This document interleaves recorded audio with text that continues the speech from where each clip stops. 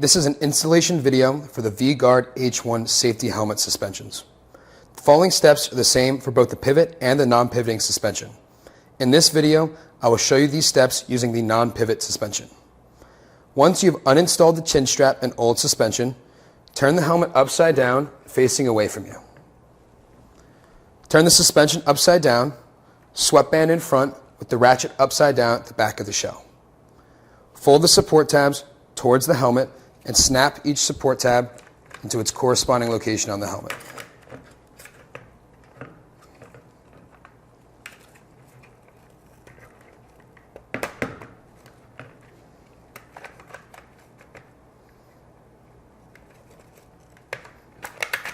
You should hear and feel the support tabs locking into place.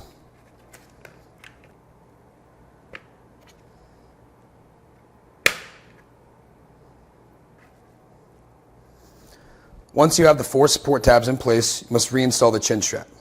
Please refer to the installation videos located on the online manual to know how to reinstall the chin strap.